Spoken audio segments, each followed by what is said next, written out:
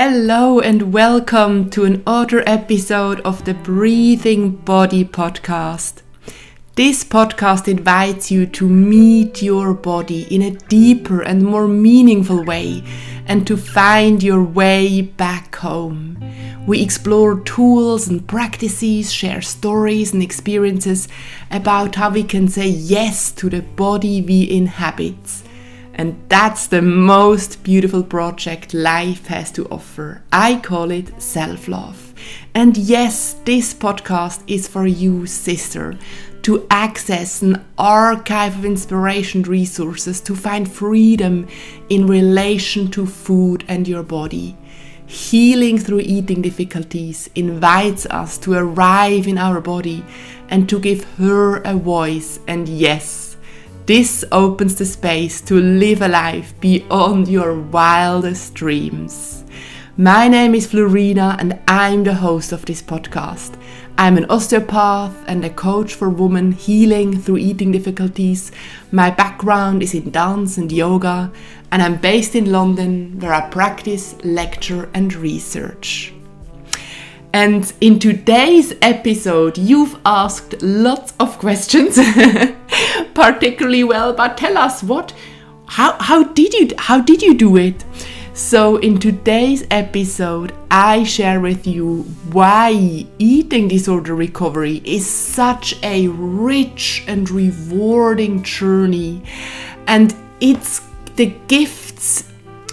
gifts you with tools, coping strategies, inspirations and insights which you will benefit from way beyond. And that's why it's so rich and rewarding. And today I share with you what those gold nuggets are for me. Excuse me. So let us open the space for disordered eating to guide us back home to your true self. And this episode is for you if you do or did struggle for you, and it's for you if you never did and if you don't, because as I said, all those tools we gain, we benefit from them way beyond. So I'll try to make that short and sweet and to get to the point. So let's dive straight in. It's so wonderful that you are here with me.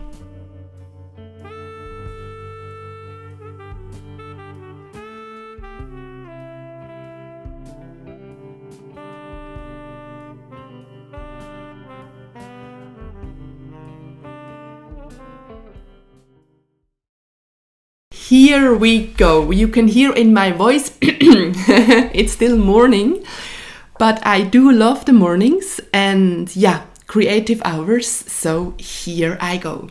I decided to record or to share with you those tools in an order from A to Z. Well, when I was preparing for today's episode, I thought, wow, there have been 1,000 of things I could share, but I certainly do not want to talk for 10 hours. So I gave myself the challenge to go from A to Z and to find a key thing or a key input for every letter to share with you. And today is part number 1. So we will journey together from A to M. So let us start with A. The letter A is, it's such a meaningful letter. With the letter A, I say Alexander technique. And you might know what the Alexander technique is, or you might not. And by no means do I now try to explain to you what the Alexander technique is. Actually, I've had 2 Alexander teachers on the podcast, and I'll link you those episodes. And for all of you being in London or the UK, these are amazing people to actually call up and book a lesson with. So people know the Alexander technique as, I guess, a way of relearning or learning a better way of how to use your body. Some people know it's for alignment and for posture. I don't agree with that. I started to call the Alexander technique the art of creating space, and that's the keyword here. The art of creating space within our body. I was really lucky that my mom introduced me to the Alexander technique when I was 11 years old. Wouldn't you believe, the year when I developed my eating disorder. And I saw various Alexander teachers throughout my life, and I'm still seeing an Alexander teacher. And if you have an Alexander lesson, you will be lying on a couch, you will be sitting, you will be standing. But for me, that key part is when I would be lying on their treatment table, teaching table. And the Alexander teacher moves your limbs, your leg, your body passively and gives you directions, images. And yeah, it is about undoing tension we no longer need. It's about undoing those holding, pulling in patterns which do not longer serve us. So if we let go of the tension we no longer need, if you stop pulling in, holding body parts which actually just freely want to dangle, suspend or hang, then we create space within our body. If there is space, there is movement, there is lightness. And that's the word. So the Alexander technique helped me to find this light state. I always starved myself because I wanted to feel light and spacious. And after an Alexander class, I would feel the same lightness I would feel after starving myself for 3 days. And it's just such a potent tool. So A for Alexander technique, A also for alive. Let me remind you, the key question in eating disorder recovery is, what makes you feel alive? Because if we do those things and follow those things which make us feel alive, aliveness is lightness too. When I started to really commit to going through that list of the things which make me feel alive, if that was doing yoga, playing the violin, meeting for friends, gardening, whatever it is, it also gave me that same sense of lightness I tried so hard to achieve by starving myself. I notice I have the tendency to talk too much. Being and break. A key thing. A key tool was to schedule breaks and times when I'm just being, when I'm not even listening to a podcast, reading a book, meeting a friend, sunbathing, when I'm just being. I would usually start to lie onto the couch and sofa and then literally roll from there, roll into, maybe it was a walk or actually rolling on the ground, but moments, give yourself at least half an hour every day where you are just being. And it's in those being moments, it's in the being where we can feel and sense. And it's in the feeling and sensing where intuition arises and where we can meet our body. And especially the sensation is key. If we are constantly going forward, we don't have really space and capacity to sense, and sensation, I will talk about that again with the letter S, was a key tool for recovery. And that brings us to the letter C. And with C, I talk about consciousness. And that really much links back to being. So if I allow myself to be, just be with the present moment, and with any feelings and sensation alive in that present moment, then I can become conscious of those feelings and of those sensations. And the moment we become conscious of a feeling, it no longer is a trigger, but it can become a really potent tool to teach us, to show us something. Right? All that the triggers for my disordered eating would be anger, fear, feeling left out, feeling alone, feeling not good enough, feeling not loved. And as long as I wasn't conscious of those feelings, I had to starve myself. But the moment I became conscious about them, I could turn them from a trigger into a gift. I was aware of them, and I could take action. A would also stand for action. I could take action. So, okay, I feel alone. What can I do to not feel alone? Can I meet someone? Can I tend more towards myself? Whatever it is. So ABC, actually, action, break, consciousness all go together. And that's the key thing, my dear friends and sisters, to be able to turn triggers to turn triggers into gifts. I guess the eating disorder recovery journey, and isn't life about that? Life is about turning triggers into gift. D, with D, the first letter I would then say is diary. I had a diary, and I still have one, and I journal a lot. And writing down, having a diary, is another huge tool to build on from what I started building up now, is a huge tool to turn triggers with consciousness into gifts. Write about your feelings, write about your sensations, write about your emotions. If we write about it, bring it to paper, we can see it through a different lens, with different eyes. So D for diary, and I can't hold back with the letter D to also share with you 3 amazing women who have written amazing books which helped me so much, and I'll link those I link all of those. It's Dr. Sue Morter's books, The Energy Codes. It's Diana Richardson's work about sexuality, intimacy, womanhood. And it's Dr. Anita Johnston's work, Eating in the Light of the Moon. And Dr. Anita Johnston and Diana Richardson were on their podcast. So check all those last recent episodes. This is an archive of inspiration purely for you. E stands for emotion. Yes, the biggest tool throughout this recovery journey was to learn to manage emotions and to deal with those. And therefore E also stands for EFT, Emotional Freedom Technique, which is a tapping technique. What's the mechanism behind it? I've also linked that in the show notes. Don't ask me how precise it works. That would be another neuroscientific talk. But it's a wonderful, simple, quick technique to basically take the charge away from emotions which no longer serve us and build more helpful circuitries within our brain and whole system.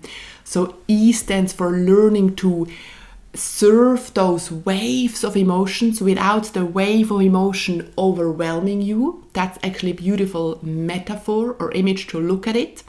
And one of the tools I used was EFT. F stands for flow, and therefore swimming. Actually, I started to swim throughout my recovery journey, and to be in the water really helped me. To be in the water helped me to experience that quality of flow, because I felt very stuck and I knew I want to find flow again. And if there is any medium which symbolizes flow, then sisters, it's water. Water always flows and always takes the path of the least resistance. And it's actually, let me ask you, how aware are you of those moments when you meet the flow of water, where you meet the medium of water in your life? How consciously do you drink in the hot shower in the morning, literally, and in a symbolical sense? How do you swim in a lake? And I really took steps. I went swimming, and I really tried to feel and attend to that sense of water flowing over and around me, of me flowing through the water, that sense of levity, of that lightness, support water gave me. I would always feel so light during swimming and so light after swimming. Again, I experienced the same kind of light and spaciousness I tried to get to so hard with starving myself. So you notice another tool was trying to find out what are ways, what are practices which make me feel light, but true lightness, a lightness which comes from within rather than from without via starving myself. And with F, I can't hold back to also say femininity, to recognize what femininity is and the feminine principle. And please write a comment and just say femininity if you want to hear more about that, because I could go on to I could record a whole episode for you about the feminine principle, what it means to live in alignment with the feminine principle and give space to that. So do send me a direct message, comment if you want another episode about that. But I want to just say that the feminine principle and recognizing that there are masculine and feminine qualities and archetypes, and recognizing that my eating disorder behavior is very much my masculine part, because it's about controlling, restricting, analyzing. It's that wasn't the eating disorder voice did not listen to my emotions, feelings. The feminine is to listen to emotion and feelings. The eating disorder voice was just carrying out action, doing, kind of blind, bah. And when I noticed that just realizing that was a huge game changer. And it was when I learned about femininity that I realized this recovery journey is an uncovery journey, uncovering my feminine spirit light aspect. So just by then realizing, okay, the feminine is the intuitive, the instinctual, the feeling, the emotion, the round, the cycle, gave me, just with that one word, gave me so many tools or so many windows or doors to open up and allow those qualities to flow into my life, to just gently but with a certain commitment a little, weaken that masculine quality voice. G, short and simple, gardening, green space. Being in my garden, planting plants, seeing how flowers grow up. That was such an important recovery tool. I think it has to do that it brings us back into the present moment.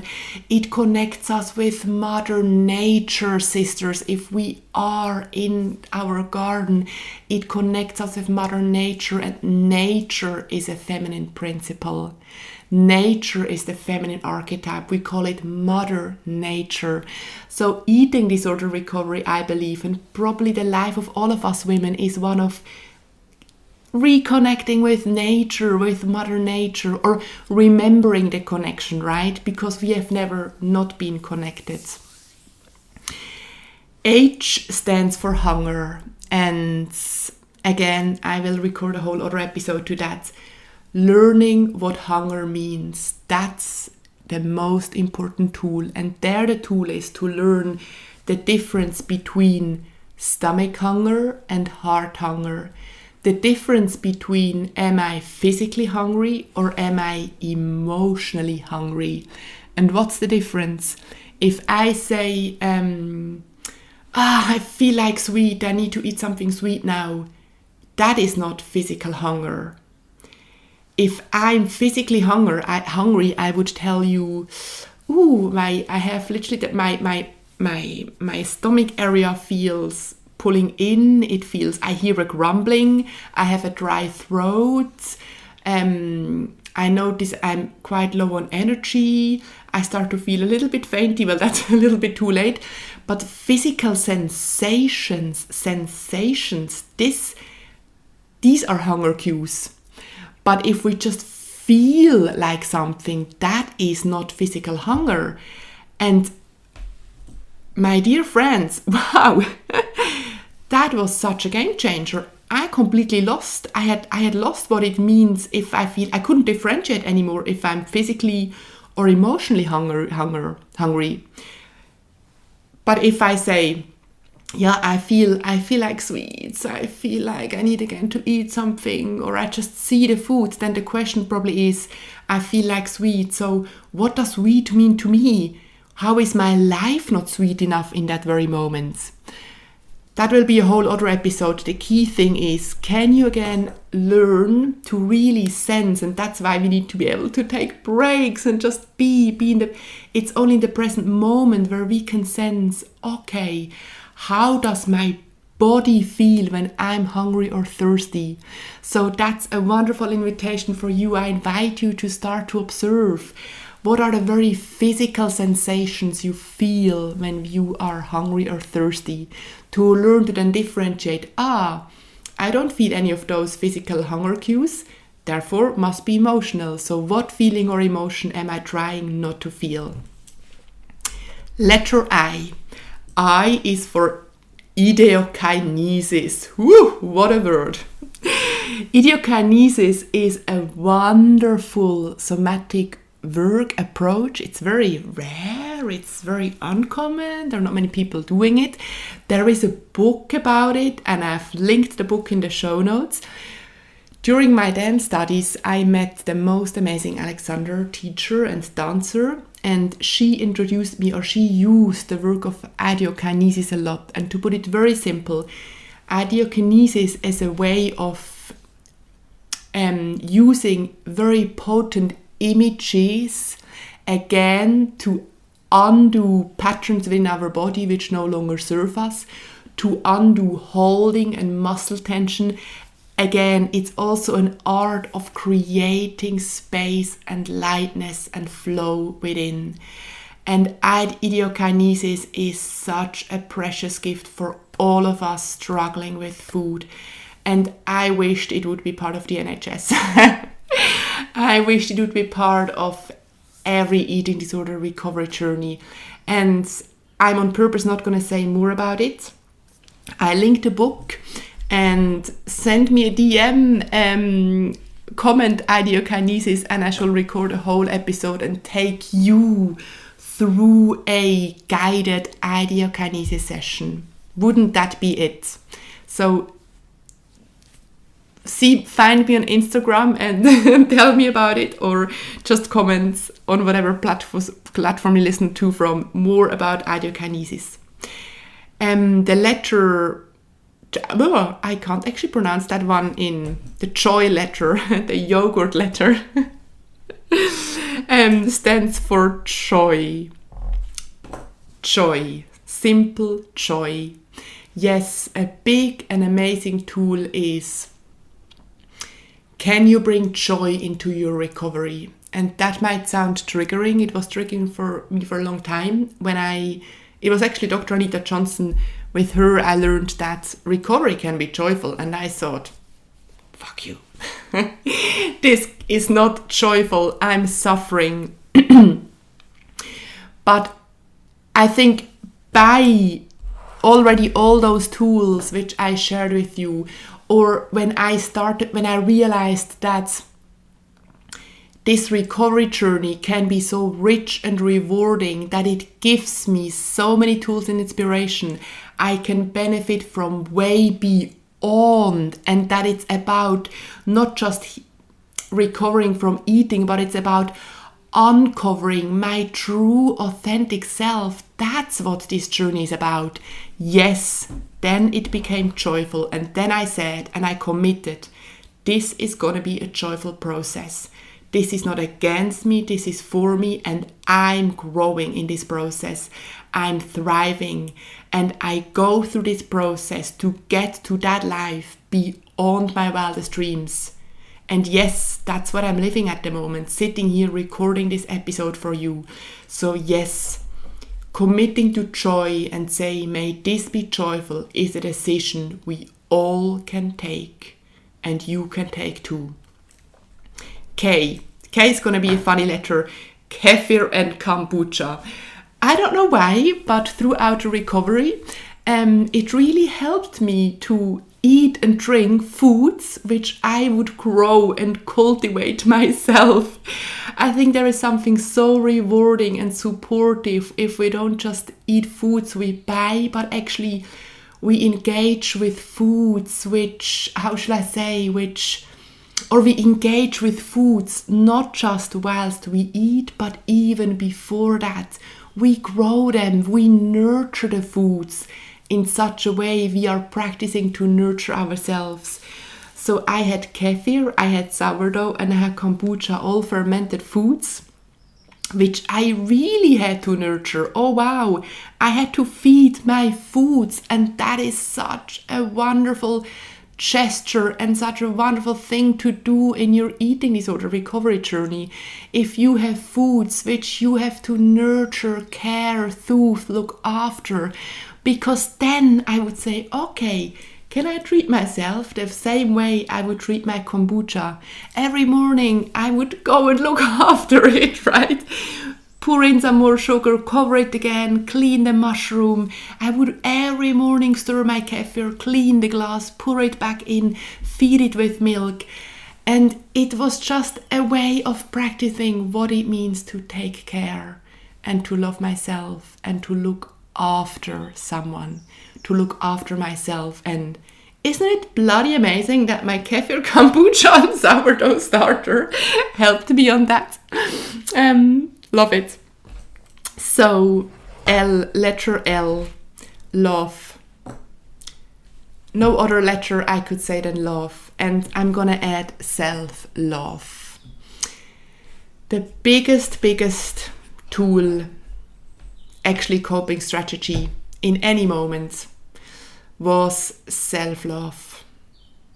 And what does self-love mean? Self-love means self-clarity, be really clear about who I am. Be clear about that I'm so much more than my thoughts and ego tells me. Compassion.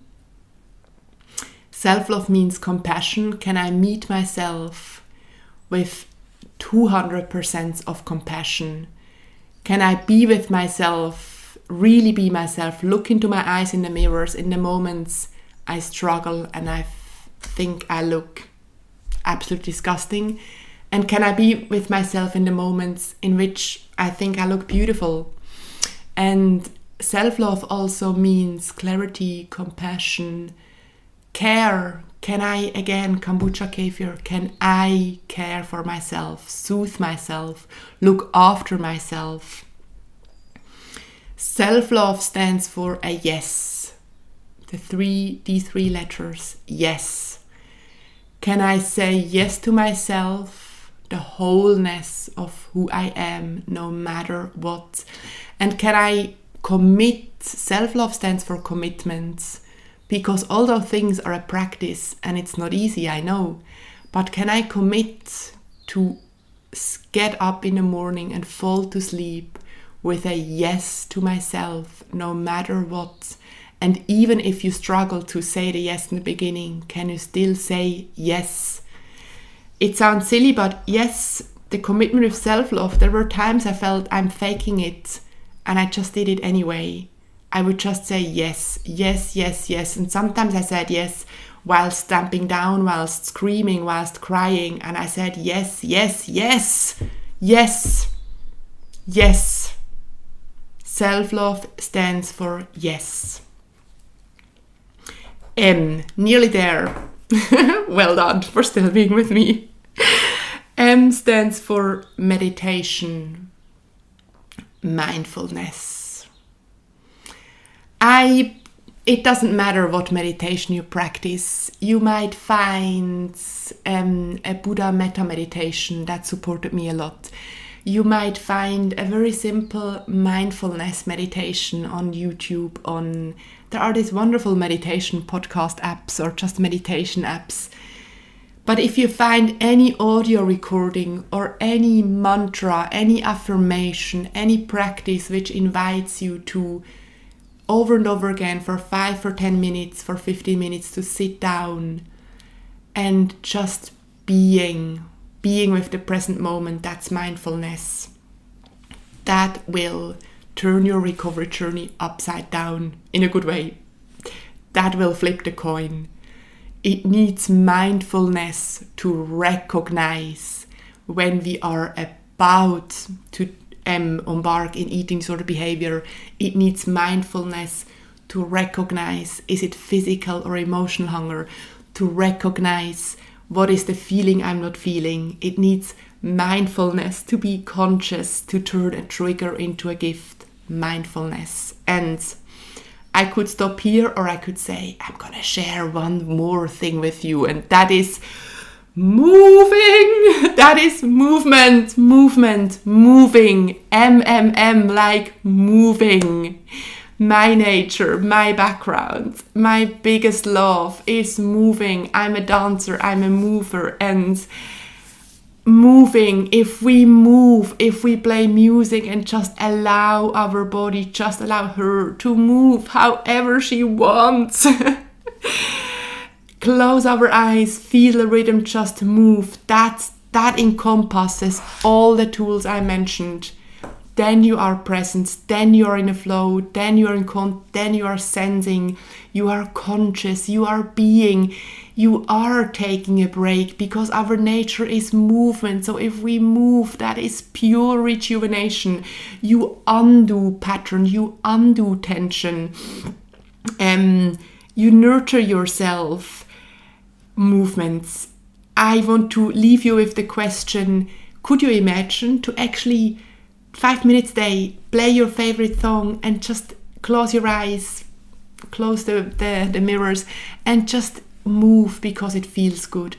And maybe also the question, what are ways of moving or movement practices you could do not to lose any weight, not to build muscle mass, not to have a nice stomach, abdomen, but simply move because it brings you joy. Movement is your birthright, and movement is healing. Thank you so much for being with me. And yes, I mean it. Anything I said now and you want to hear more about it, find me on Instagram, tell it what it was, or write a comment, and I will record a short, sweet episode just about that. Lots of love.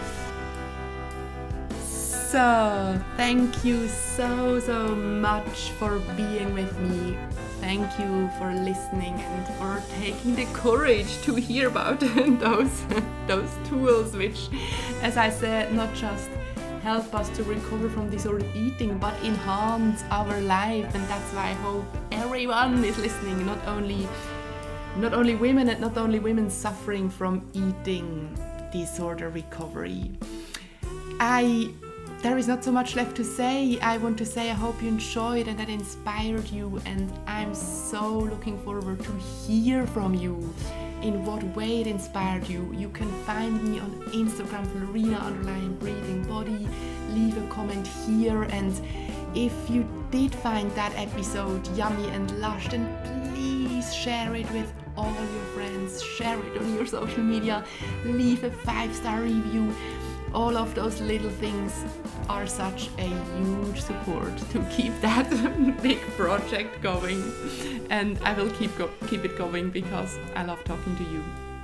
So I wish you a wonderful spring. Take care, shine your light, trust your feet, trust your heart, and you are a miracle. You are a wonder. And sorry if it sounds poetic, but I'll keep reminding you. Lots of love.